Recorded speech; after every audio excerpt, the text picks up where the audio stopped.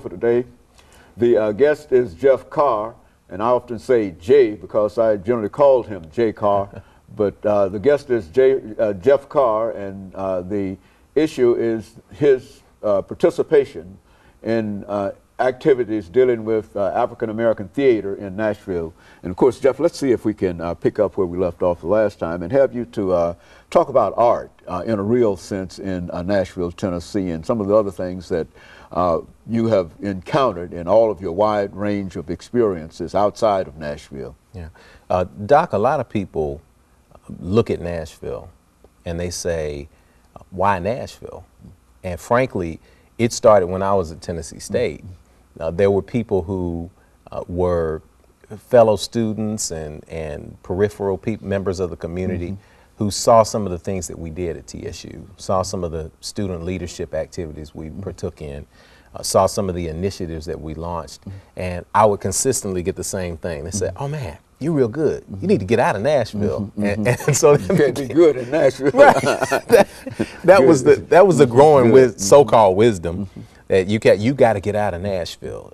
You need to be in LA, you need to be in New York, you need to be in DC, you need to be in Chicago, where things are really happening. And so we would get that a lot. I would get that a lot. And so I worked in Nashville for a while, doing everything from, I have a background in community organizing, and of course film and television and theater and music and that kind of thing. But there was something about the draw as a young man to New York that I always had. It's that notion of if I can make it there, I can make it anywhere. And I took off and went there, and again was almost there, almost 3 years, and found that not only was I able to work in New York, but I was able to work all over the place from being in New York. And I was able to pull those experiences together into a body of work that was impressive to some, but was still just a learning experience for me. And so at that point, I said, the only way Nashville is going to be a place where people eventually want to come to is if we go back and create the kind of institutions that I always wanted to have here as a young man. And so that's why I came back. My father and my mother were aging also. I had an opportunity to spend a lot of time with my dad, even more time with my dad, rest his soul. He passed in 2001. But being able to be in close proximity to family and friends was important, but also to establish the cultural things that I needed to establish here so that another generation would not be told, you got to get out of Nashville.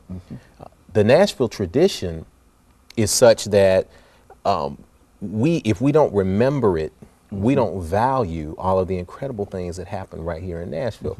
I wrote a play a few years ago called Ordinary Heroes, and it explored Dr. Lawson and the whole history of the sit-in movement here in the late 50s and early 60s, as you well know much better than me.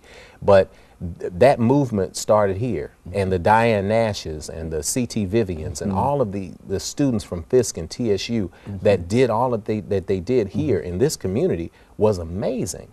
And I found that as we did that play at Fisk Memorial Chapel, a whole generation of young people didn't even know the story.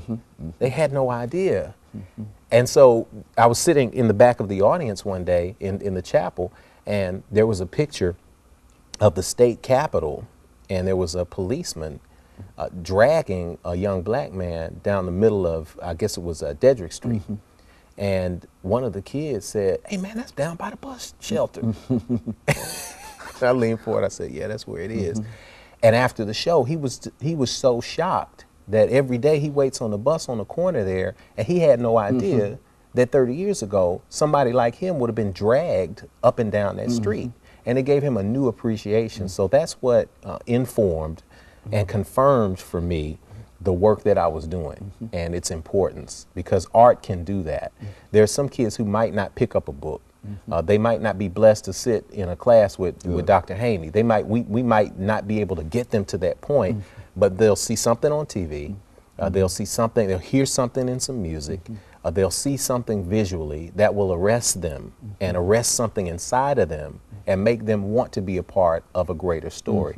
And that's where it came as affirmation to me that we were doing the right thing. And that's the power of art. And the tradition is here. Music City is Music City. because of the Fifth Jubilee Singers traveling around and taking the music of the Negro spiritual to the world. The artistic kind of tradition goes from Oprah Winfrey, Moses Gunn, dating back to even the 40s, with Dr. Thomas E. Pogue at Tennessee State University, taking students all over the world. This tradition is a powerful tradition, and we stand on the shoulders of those giants who have come before us. So we keep pressing in those areas, and we're going to be successful at turning some things around here. Jeff, now you've been involved in campus politics for a long time, you know, student government president and et cetera, which means that you see some things in terms of the political process perhaps that other people might not see. Why don't you take a few minutes, these last few minutes, to talk about what I'm almost sure that has impressed you about Mr. Obama, about his presidency and what you see in terms of his presidency and what it might mean not only for African Americans but for the nation as a whole. Yeah, indeed. I'm honored to be alive in this era and to experience what I've experienced in terms of politics. After campus politics, a lot of people tried to get me into the political arena. And so, you ought to run for council or you ought to run for mayor. I said, no, that's not that. It takes a lot to do that.